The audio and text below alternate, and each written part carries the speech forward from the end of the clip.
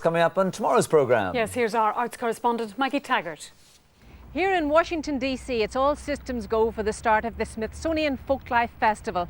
Hundreds of Northern Ireland craftspeople, musicians and artists are gathering to take part in this unique event for Northern Ireland. As you can see, the tents are there. They're not quite ready to go ahead, but they will be. And I'll be here all week to cover the official events and the behind-the-scenes dramas. A lot going on there. Niall. And let's go to the United States. It's described as one of the best opportunities to promote Northern Ireland in years. A huge exhibition of crafts, arts and sports in Washington, D.C. The fact that half the Stormont executive is making the trip has raised some eyebrows. More on that shortly. But first to the festival, and as our arts correspondent Maggie Taggart reports, it's hoped the fascination with Titanic will spark a lot of interest. As workers pass through the ornate Union Station in Washington, D.C., they'll see the huge replica of a ship's prow. Not quite as big as the Titanic maybe, but inside they can see footage of the ship itself. It's newsreel film rescued from an attic in Glasgow and shown here in its entirety for the first time. And there's a photo of the Titanic being built, never seen in public before. And everybody knows the name Titanic. Not everyone knows it was built in Belfast. The idea here is to tell people it was built in Belfast, but 100 years on from where Titanic was built, down in the shipyard area, there's a wonderful revitalisation taking place, and the whole of Northern Ireland is thriving and vibrant at the moment. But that's not the only evidence of the Titanic in Washington these days. Just across the road in the Postal Museum, they're preparing more displays of relics of the ship, like marconigrams sent from the scene of the wreckage and the keys of a mailbag recovered from the body of a postal worker. Along with the items they already have, the Titanic is likely to draw the crowds. We're already getting responses with just very inquiries of saying, oh, what do you have from the Titanic? And we have several items, not only these items on loan from Belfast, but also several items in the Smithsonian's collection itself. If that brings more American visitors to Northern Ireland, they may be disappointed in how little they find to commemorate the famous but disastrous vessel. I think, as a resident of Northern Ireland, that I would have been disappointed with the lack of interest that we have demonstrated in Titanic over the years. It's been a missed opportunity.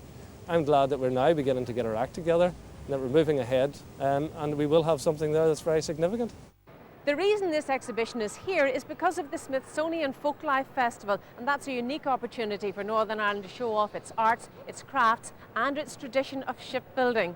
That festival is just about to begin, and I'll be back every day this week with reports on how it's going. Maggie Taggart, BBC Newsline in Washington, D.C. Well, that's what's going on in Washington, but now the criticism over 7 Stormont ministers making the trip to the United States. Our political correspondent Martina Purdy is live at Parliament Building. So, Martina, A basket that's also a coffin, Irish dancing outfits and Loyal Order banners. Just some of the items on show to spectators slap in the middle of Washington, D.C. They're all part of a huge folk festival which is showcasing our local culture. Arts correspondent Maggie Taggart reports from Washington.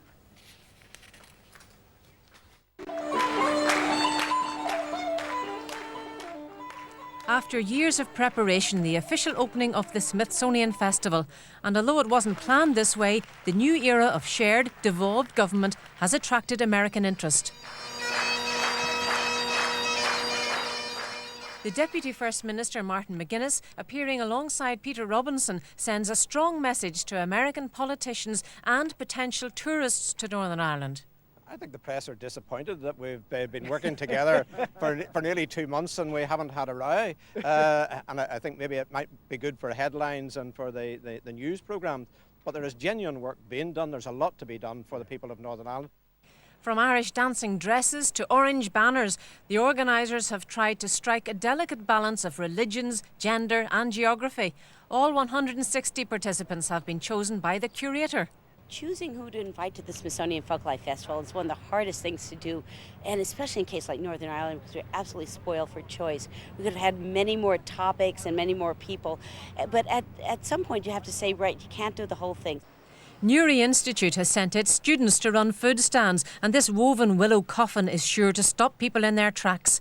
Bob Johnson is one of the few remaining basket makers in Northern Ireland. There's a handful of good basket makers still left.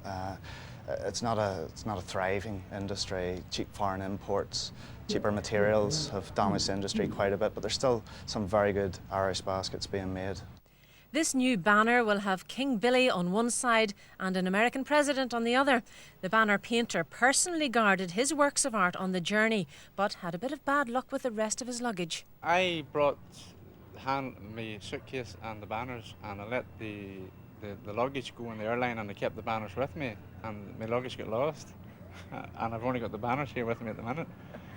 And you're a bit stuck now? I'm stuck. I'm wearing the same clothes as sister did.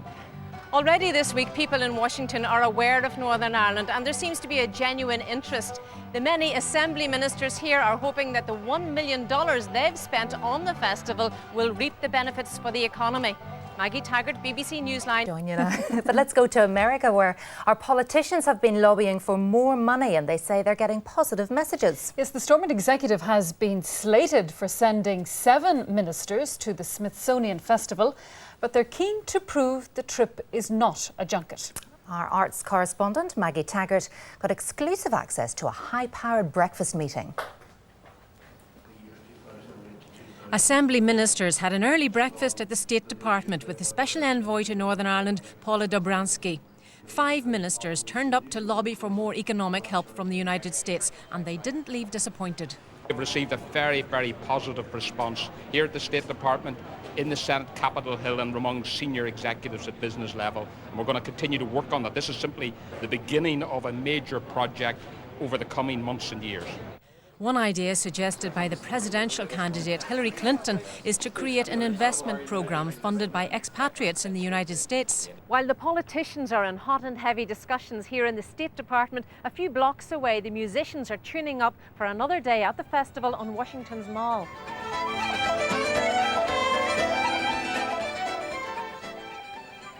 It's almost a home from home for these traditional musicians. In pub sessions, anyone who turns up can join in, and for one, it was too good a chance to miss.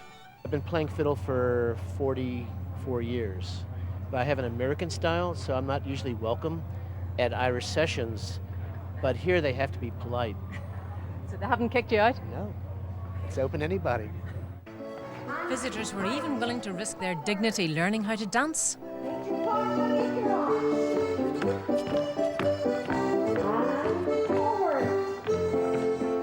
I come to the Folklife Festival every year. Last year I did all 10 days, and I'm looking forward to Northern Ireland and Virginia and the Mekong River themes this year. These 2 men sum up the meeting of cultures, one from South Armagh, the other from North Antrim. Where one goes, the other follows. When I heard about it, I rang him up and said if he was coming, I would go. Yeah. Is that the truth? That's the truth, yeah. Yes.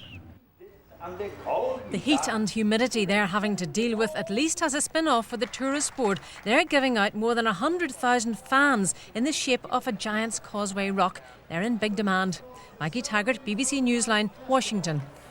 It's hot and warm. Hundreds of people from Northern Ireland and Washington for the Smithsonian Folklife Festival are about to face their biggest challenge. Weekends bring in the crowds, and they'll be out in the hot summer weather explaining what hurling is and how many ways you can cook a spud. Our arts correspondent Maggie Taggart has been learning some of those answers herself. Believe me, it's absolutely heaven.